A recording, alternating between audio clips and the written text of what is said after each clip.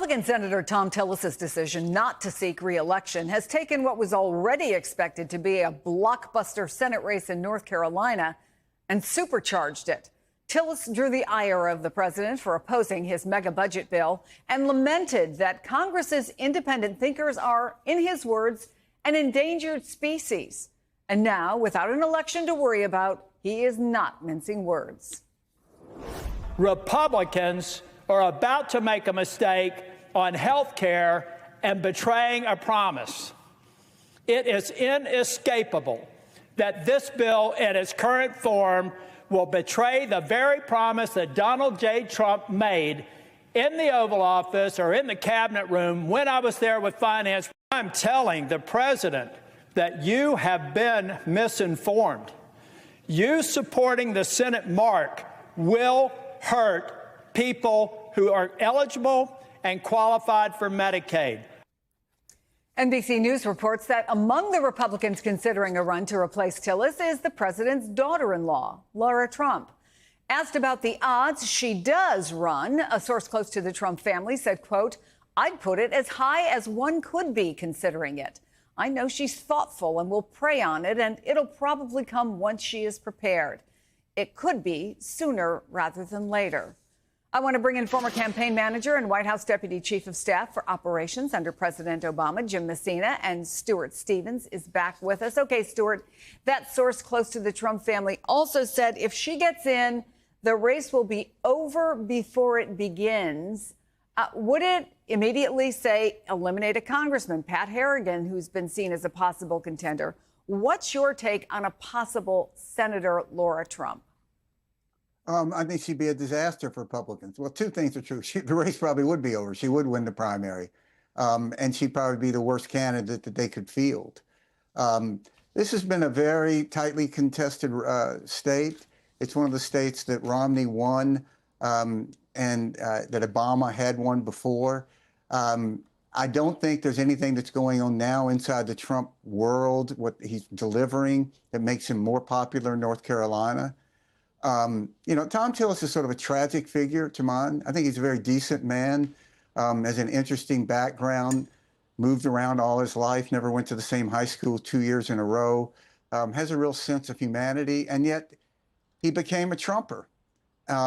It reminds me of the quote Churchill said about Chamberlain. You had a choice between dishonor and war. You chose dishonor, and you will have war. And there's just so many Republicans like him. So now he's speaking what I think he's always felt, and you can hear in his voice that it's very passionate. Boy, was he passionate. Jim, even prior to that announcement, the North Carolina Senate seat, as you know, was a top target for Democrats who need a net gain of 4 seats to control the Senate. Does the fact that he's gone, does the fact that Lara Trump might get in change Democratic strategy, or will no one know until we hear from a popular former Democratic governor and whether he's going to run or not?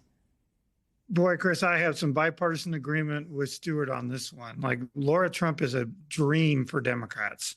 I think she will lose that seat because she won't be able to. What is it about her? Yeah, tell me. She will not be able to separate herself from Donald Trump and all the things he just did. You know, a normal candidate can come out there and say, look, I disagree with the president on a couple of things. I'm a different kind of Republican. The way Thom Tillis won 2 very, very close Senate races.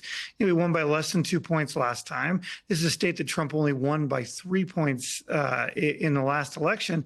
It is the prototypical swing state. And Lara Trump will just own all the anger at what President Trump is doing to these voters. I think that Tillis clip you showed on the floor, you're going to see that in a whole bunch of campaign ads. And to your point, the Democratic Party is waiting to hear from on high with the wildly popular former governor, Roy Cooper, trying to decide whether or not he's going to run. It looks like he will. That is a very big moment. And I think if he looks at this race and looks at Lara Trump as his possible opponent, he's going to say, oh, hell yes.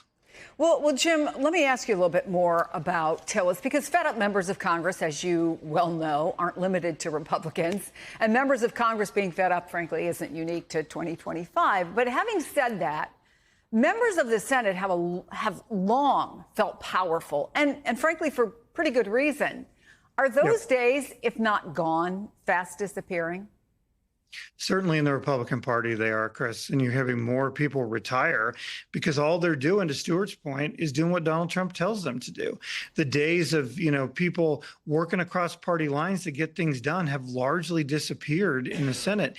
And you have members from both sides retiring, saying, look, we're just not doing anything anymore. And, there was this hope that they could sort of be a break to Trump and sort of say, no, we're going to do it the way the Senate's always done it. And we're going to put together a bill that makes more sense. And that's just not what they're doing. They're putting a bill together that is wildly unpopular. 78% of voters say they don't want any cuts to Medicaid. Chris, this cuts by almost $1 trillion. By the way, weirdly, 78% is also the approval rating of George Washington in the United States. So, two things you probably don't want to trash, Stuart, are Medicaid and George Washington, two things voters seem to really, really like. All right. So, Stuart, Tillis said this wasn't a hard decision.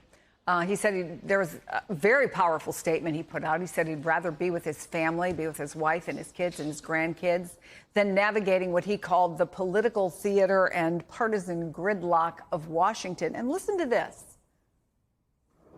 Is there any room for disagreement with Donald Trump in the Republican Party today? I think if you have the courage to, and if you don't, there isn't. It's all what you want to do as an individual member.